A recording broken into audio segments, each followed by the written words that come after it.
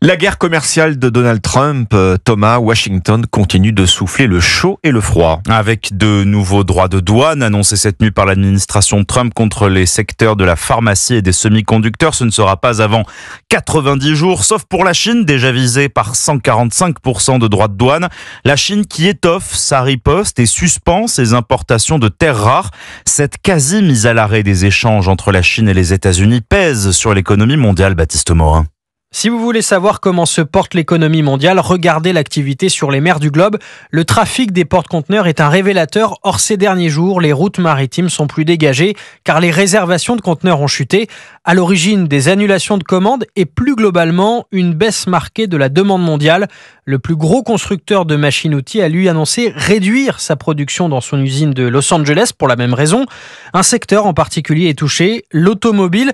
Pour lui, le revirement de Donald Trump n'a rien changé. Les 25% de droits de douane persistent. Stellantis, Jaguar, Nissan, Audi, la liste des constructeurs qui suspendent leur production ou leur vente aux États-Unis s'allonge. Avant de voir les prix augmenter, donc, les Américains vont expérimenter la baisse de l'offre et la croissance mondiale va au passage en prendre un sacré coup.